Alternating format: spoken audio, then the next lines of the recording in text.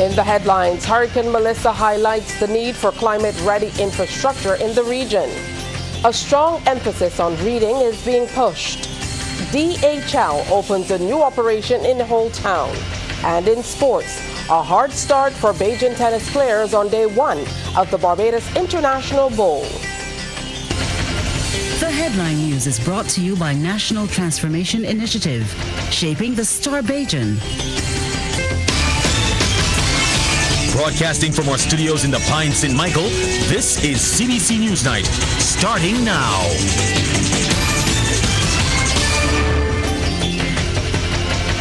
Good evening to you and welcome. Thank you so much for joining us. I'm Tisha Hines with the details to the news. The devastation of Hurricane Mellissa is again forcing Caribbean leaders and development experts to confront a harsh truth. The region's infrastructure must be built to survive a changing climate. The message came as the Caribbean Development Bank opened its Sustainable Infrastructure Conference 2025 this morning. We get more from our Deanza Roberts. Delegates from across the region joined officials from the CDB, the UK's Foreign and Commonwealth Development Office, and France's development agency AFD to map out a sustainable path forward for the Caribbean's infrastructure sector. Addressing the conference was Ambassador Her Excellency the Most Honourable Elizabeth Thompson. She says the region needs to build with climate change in mind. So that infrastructure has to be climate-proofed, and infrastructure has to be climate conscious, climate resilient, and not only be able to withstand the increasing intensity and frequency of extreme weather events, but they have to be able to be so secure that our housing or bridges or ports or road infrastructure, and clearly I'm focusing on physical infrastructure, is so well constructed and so resistant that it is able to withstand extreme weather events. She says across the region, inconsistent building standards and limited financing continue to threaten resilience. The U.S. Secretary of State speaking at the IMF World Bank fall meetings maybe 3 weeks ago now, indicated that the World Bank really should shift from all of these climate-focused activities and loans into other real sensible activities. Now, the reality is that if your financing is not going to come from the major institutions from which you would expect, that really does have implications for the extent to which you are going to be able to climate-proof your physical infrastructure. Vice President of Operations at the Caribbean Development Bank, Dr. Isaac Solomon, lamented the burden that small island development states face from rising sea levels. Hurricane Mellissa has tragically demonstrated what the data has long told us. The Caribbean is on the front line of climate change. Our small island developing states bear a disproportionate burden from rising sea levels, intensifying storms, and changing precipitation patterns. Yet, we contribute minimally to global emissions. This fundamental injustice demands that we build differently, plan smarter, and invest strategically in infrastructure that can withstand the climate realities of today and tomorrow. As the region rebuilds from Hurricane Mellissa, the call from Bridgetown is clear. Resilience must be designed, not repaired. Deanza Roberts, CBC News.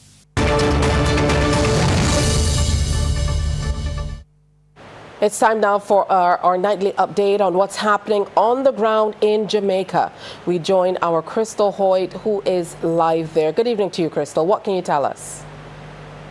Good evening, Tisha. I can tell you there's widespread devastation in Black River, from homes to schools to hospitals, an entire community in ruins. Many people have been left traumatized after experiencing Hurricane Mellissa. Venice Johnson told me her and her 8-year-old son barely made it out alive. Right here It's my son to the wall before the roof came in, and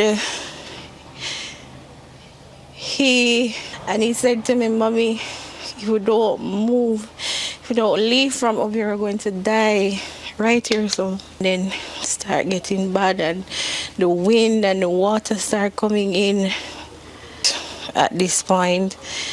And I'm like, God, if I stay here, we're both going to die.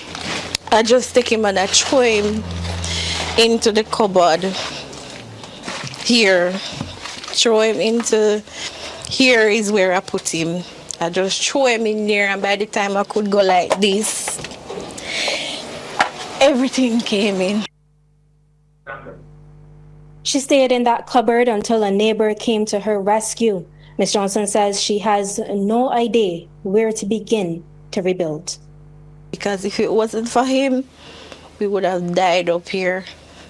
He was the one that when I heard him calling out, and I said, "I'm here," and he come and he look and he stand up and he shake it and he say, "I have to take your son first and then I'll come for you after." I have nothing right now, nothing at all. Honest to God, it's frustrating, it's depressing. I had to send my son to Kingston yesterday because I can't keep him here. But at the end of the day, I don't know what is good. I can't walk away from what I have because that's all I have now. I have nothing. Talk to us about the extent of the damage there. Tisha, total loss. The medical staff is working under difficult conditions. No admissions, but aid agencies are installing mobile medical units. Samaritan's Purse is here trying to set up, but the gap remains wide and urgent. There are walk-ins being allowed, people are being treated, but it will be a long road to recovery. What I must mention, though, is that mental health services were provided today, with psychologists in the communities checking in on residents. Well, we wish our neighbors in Jamaica the very best and continue praying. You stay safe yourself, Crystal. Thank you. Now, the spotlight will be on the youth and vulnerable members of society and justice agencies. Government departments and schools come together for Crime Awareness Month 2025. The initiative, led by the Criminal Justice Research Planning Unit, in collaboration with the National Peace Program, started with a prayer breakfast at the Bay Street Esplanade. Our Trevor Thorpe was there. The event was in collaboration with the National Peace Program and will also mark the 30th anniversary of the Criminal Justice Research and Planning Unit. Director Cheryl Willoughby, addressing the breakfast gathering, which was made up of members of the judiciary, heads of government departments, and school officials, highlighted the mandate of the unit. Our primary responsibility is to conduct research that measures the extent and nature of crime in Barbados, as well as to advise our policymakers or partners regarding the relevant programs and projects that they can implement to respond to the criminal risk factors that we glean from our research. The Minister of People Empowerment and Elder Affairs has expressed strong support for the collaboration between the Criminal Justice Research and Planning Unit and the National Peace Program. This message was conveyed by Permanent Secretary Mark Franklin during his remarks at the launch of the Crime Prevention Month in Barbados. The senior government official praised the efforts of both organizations as they work towards the theme, "From Fear to Citizenship Empowerment, Safer Streets, Stronger Communities." This bold statement captures our focus and commitment towards working with youth, families, and other vulnerable populations to strengthen social control systems in our communities. When families and youth are equipped with the resources and skills necessary to become productive citizens, the outcomes will redound to the benefit of their families, the communities in which they reside, and ultimately to our beloved Barbados. I am especially pleased that many of the activities planned for Crime Awareness Month targets schools and communities with information on crime and alternatives to crime. Deputy Permanent Secretary in the Office of the Attorney General, Curtis Gilts, said it is evident from feedback that the collaboration between the bodies is timely and essential in responding to negative behaviors in communities. There remains a need, therefore, for continued or perhaps increased collaboration among stakeholders to optimize resources and, in doing so, to safeguard the future of our younger and more vulnerable generations. A beach cleanup at Browns Beach next Sunday, a youth community day, and a T20 celebrity cricket match are among the activities on the month-long agenda. Trevor Thorpe, CBC News. Well, thank you, Trevor. Coming up, authorities are placing great emphasis on reading. The St. Giles Primary School launched its Literacy Week activities today with a strong message about the importance of reading, both in and out of the classroom. The morning ceremony opened with an inspiring welcome from Class 1 student Shakaya Elliott, setting the tone for a celebration focused on words, stories, and imagination. From reading picnics to a reading bus, come and celebrate. Reading is a must. In her short welcome, student Shakaya Elliott set the stage for the activity, which also featured teachers taking to the stage for prayers, students singing the school song, and reciting poems. Principal Stuart Mayers told students that promoting literacy in today's digital world remains vital. He said every child has the potential to achieve great things once given the right tools. That means reading and writing is still very, very important. But now, we also learn through technology. Whether you're reading a storybook, typing on your computer, or exploring content on your phone or tablet, literacy helps us grow and discover new worlds. Mr. Mayers also outlined a week of engaging activities designed to make reading fun and interactive. We are going to be having those literacy picnics where you'll be coming outside and reading under the trees, spreading out on blankets. We have fun sessions with the St. Michael's Regathering Literacy Committee. They'll be joining us as well this week. And to close out the week, we have the Sandals Foundation Reading Bus coming, and they always bring stories of excitement wherever they go. Delivering the feature address, Minister of Educational Transformation, Chad Blackman, revealed that government will soon roll out a comprehensive literacy program targeting both students and adults. And with every opportunity, there are always sometimes some challenges. And the question now becomes, how do we ensure that our young people and those who interface with the digital world have the tools and skills to be able to navigate that space? And it is also the reason, therefore, that the Ministry of Educational Transformation, working, of course, with other partners, not just in government, but within the private sector and the non-governmental aspects of our country, we're going to roll out a major literacy program, helping our children and our country to be able not just to read, but to master the art of reading. Minister Blackman says the government is developing the initiative that does not stop at the classroom door, but reaches parents and guardians, noting that they too have a role to play. Every single aspect of our society must now play its part in ensuring that we can have, first of all, a country that has a citizenry that can read. As I said, secondly, we are working towards ensuring that every child can read by the age of 7. Going forward, of course, there's some challenges, and where they exist, we will ensure that we give all the necessary tools and resources to close those gaps. And parents have a strategic role to play. The minister also presented certificates to students who represented the school in the Barbados Postal Service's 54th International Letter Writing Competition. The message: the ability to read and write remains a powerful tool. Deanza Roberts, CBC News. What a wonderful story. Now, local primary school children are being encouraged to read and soar like never before. This as they observed Education and Dyslexia Month at Wilkie Cumberbatch Primary School's Literacy Day. Guest readers Astra Bab, teacher Lynette Thompson, and graduate Mikey Mercer read to the students. As part of the festivities, classroom doors were decorated, drawing inspiration from Afro-Caribbean stories such as Anansi and even a treasure hunt called the Literacy Walk. Teacher Tamisha Odell is responsible for remedial learning.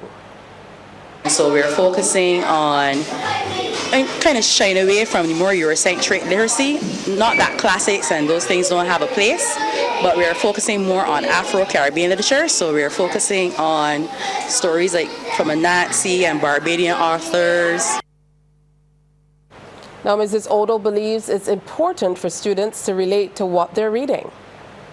For example, I find that normally when children leave primary school, when they go on to secondary school, it's the first time that they ever interact with writers from the Caribbean. And I think we need to focus a bit more on our own Caribbean writers, homegrown.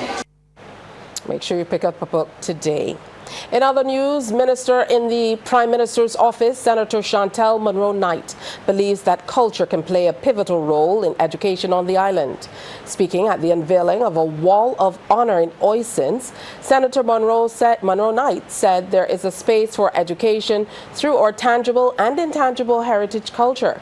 She gave some examples of some of the things that have already been unveiled that have aided in heritage education.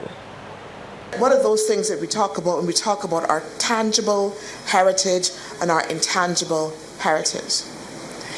It is the things like the fact that this market is called Miranda Cox Market. It is intended to make sure that when we come into the market that we connect with the people. Not just a market, but that we honor people. It is the reason why the government of Barbados 2 years ago unveiled the monument to the family in Hero Square. Because it was important that, again, that we understand that journey, the why of who we are and those that helped us achieve and be where we are now.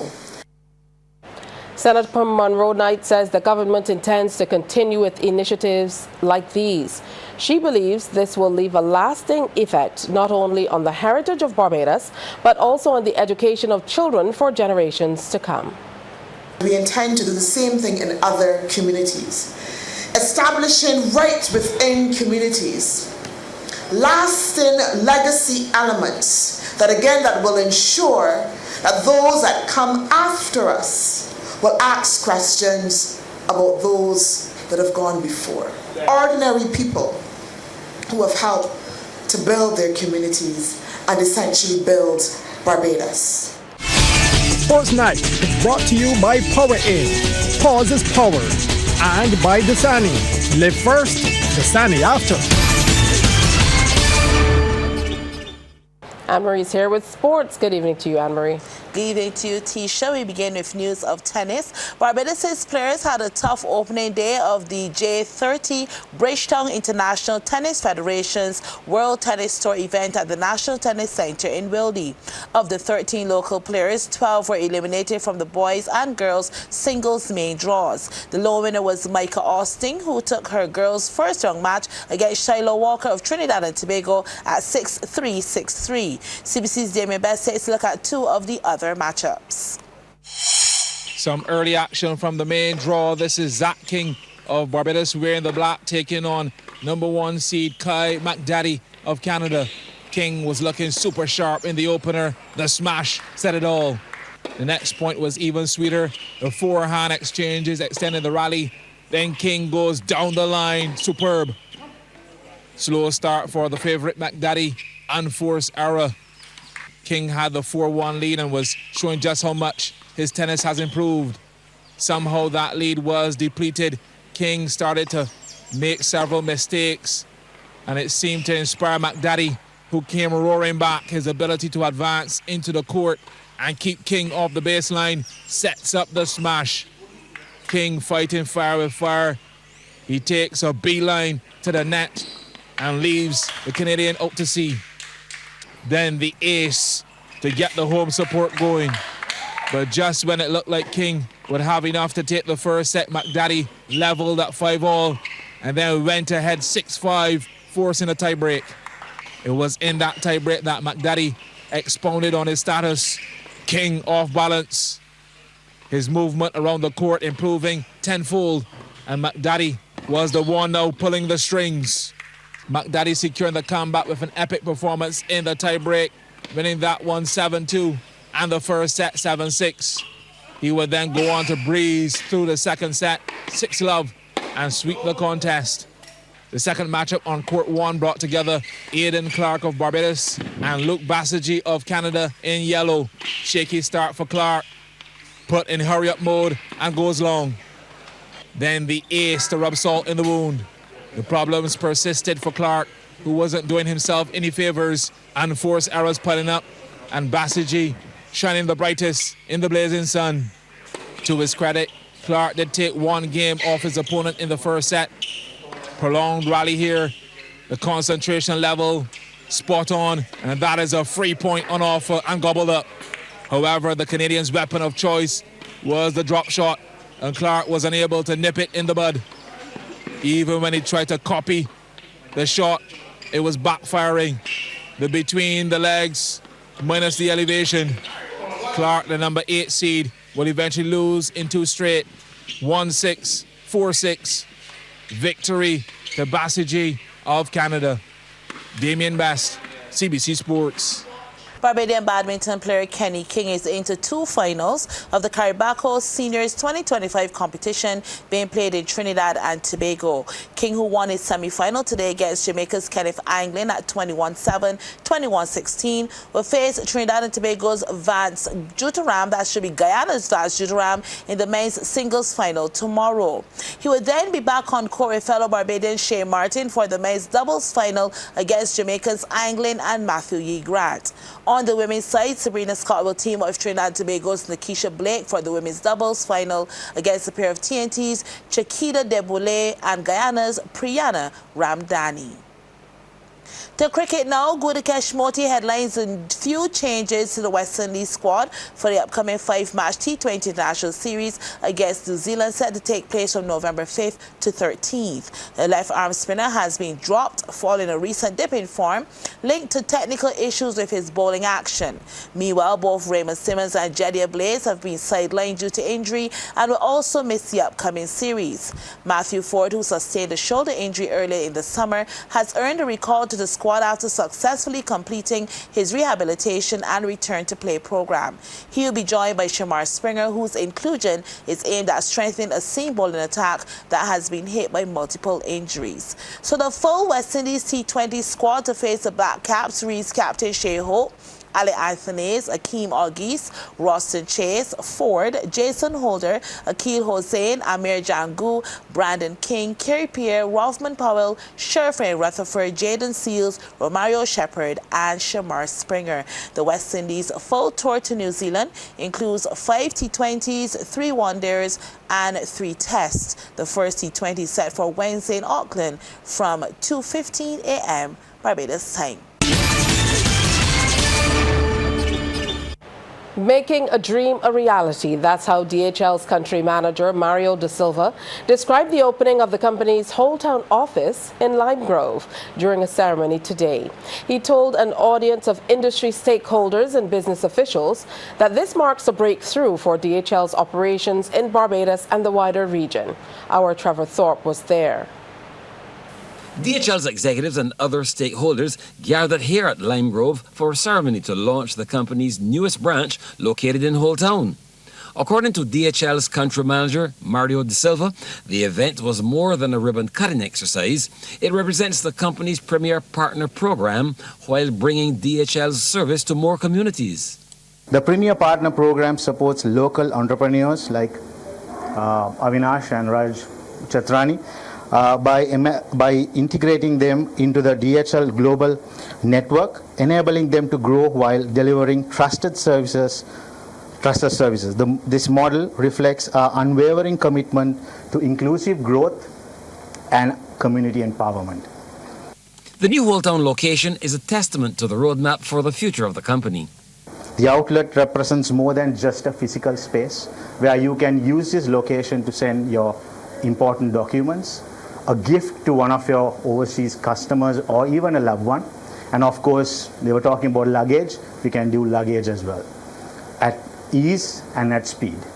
Director Avinash Shatrani told the gathering the expansion on the West Coast is with regional growth in mind.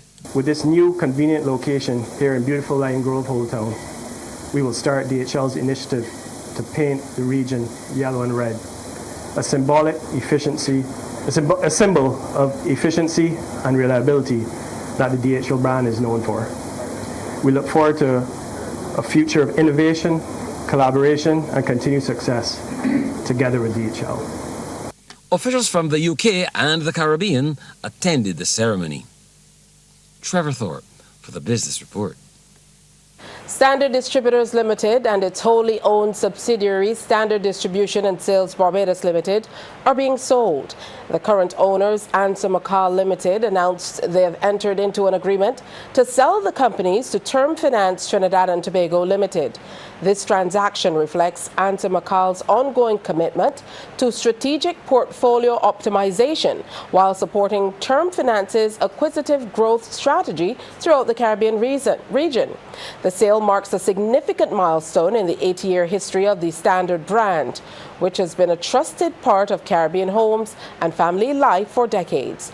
Although Standard's retail operations officially closed on Saturday, November 1st, existing service obligations and hire purchase agreements will continue under the new ownership. Sports Night is brought to you by Power In. Pause is power. And by Dasani. Live first, Dasani after. And Marie is back with some regathering action. Yes, and it's in cricket as H. Marlow are the champions of the Christchurch Regathering T20 cricket competition. Playing in the final at Dover, H. Marlow held their nerve to defeat Sergeant's Youth by 13 runs. CBC's Admar Goodrich Boyce reports. H. Marlow sent into bat first over Jaden Yard to Taylor, swinging to deep mid-wicket, and the catch is taken 0 for 1. Jamar Phillips was the next batter. His partner looking for a quick single, had to hurry. Excellent throw at the striker's end. That's gone. Kenny Miller took some time to get going, but when he did, it was effective over the ropes for 6. Miller was at the crease with Zidane Herwood, who was also getting in on the action. Outside the leg stump and gets the treatment it deserves. Dispatched onto the light post. Herwood was being a menace. This one in the slot, hit out of the park into the night sky. Maximum. Different bowler now, and the treatment was similar. This time it's 4 for Herwood. And the shots kept coming. Herwood down on one knee, couple of bounces to the ropes, 4 more. Herwood and Miller put on 72 runs for their partnership before Herwood fell bowled by Nico Patterson, 80 for 3. That brought Kimar Smith in and he wasted no time. Bang, 4 runs. But Smith didn't last longer, going for a big shot and is caught in the deep of the bowling of Shaquan Glasgow, who took 3 for 31. H. Marlow were eventually bowled out for 150. Sergeant's Youth SY now into bat, and this was the first wicket to fall. Andy De Biden is out, bowled by Dario Kamabach, 4 for 1. Kamal Sealy started to get things going, and that's the first 4 of the innings. But Sealy was gone quickly after, caught at cover of Reno Brown, 39 for 2. Shaquan Glasgow, though, was in the mood, up, and away. But the innings was over in a hurry. Glasgow was the final wicket to fall as Sergeant Youth SY got up to 137 for 5. H. Marlow, the champions. And Mark Goodrich Boyce, CBC Sports. Now, Combermere required overtime to defeat the Law School when the two teams clashed in the latest installment of the Cooperators General Assurance National Sports Council's Under-19 basketball competition. Law School trailed for most of the game, forced overtime before Combermere took the 4-point victory. CBC's Damian Best reports. Who's ready for some basketball? The Lord School hosting Combermere in the blue and yellow. See Ralph Howard from Commonwealth with 2 of his 12 points. The law school working the paint now, lots of bodies in there, but Emmanuel Bly has a hint of space, added 15 points in the contest. Commonwealth looking super cool offensively, up by 4 at halftime. Friendly roll for Azaria Arthur, the bench loving it. The law school not to be outdone. Drive and reversal from Tyrese Haynes. Poured in 12 points. They trail 27-31. The team talk at halftime will be centered on maintaining intensity. Commonwealth doing just that on the restart. Going the other way now, Nathan Griffith flexing some muscle under the cup. Team high 14 points. Fast break time. Bly picks out Haynes off the backboard and in. Commonwealth dissecting the zone defense. Howard penetrates. But look at Griffith on the hustle. Tyrese Noel now for the law school. Both teams trading baskets. This game destined for a cliffhanger. The air ball. Jared Ashby on mop-up duties. The law school actually closed the gap, and this game was tied at the final whistle, 45 points apiece. In overtime, Commonwealth eased ahead and tightened up on defense, moving the rock. Morris adding his name to the score sheet.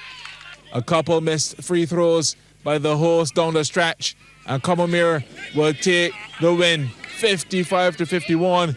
A good game of basketball.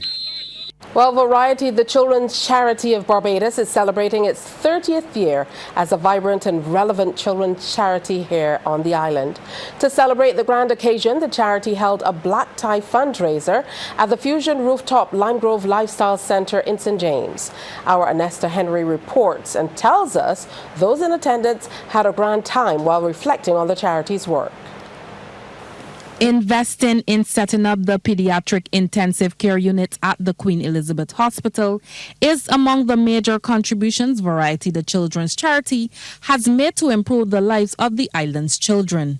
The charity also assists underprivileged sick children with medical bills and funds the Sunshine Coach, a specialized bus used to transport disabled children to and from school.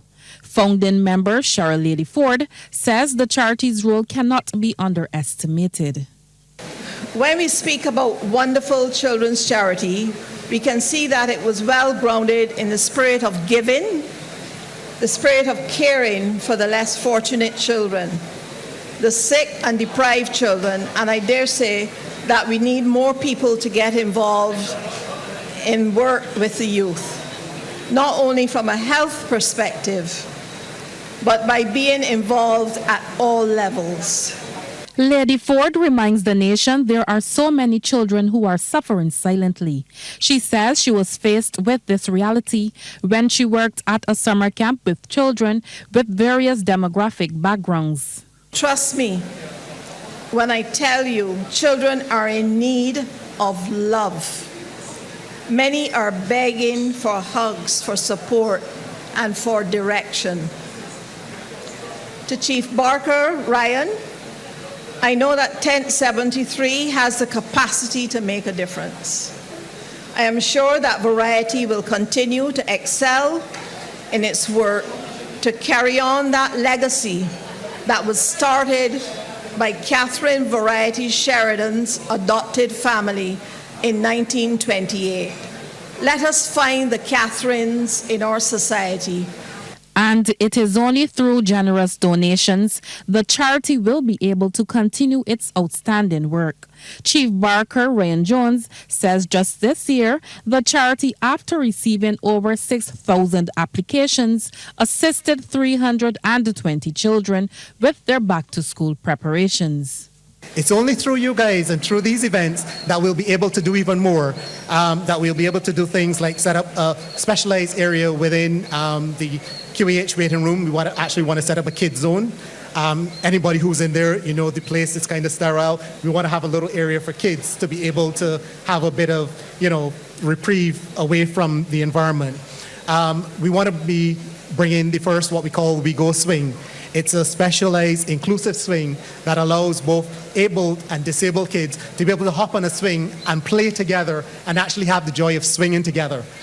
The fundraising event was an evening of elegance and philanthropy, with premium drinks, gourmet food, live entertainment, and an exciting live and silent auction. Onesta Henry, CBC News. Well, thanks, Onesta, and thank you for viewing. On behalf of the entire crew, do enjoy the rest of your night. That's news.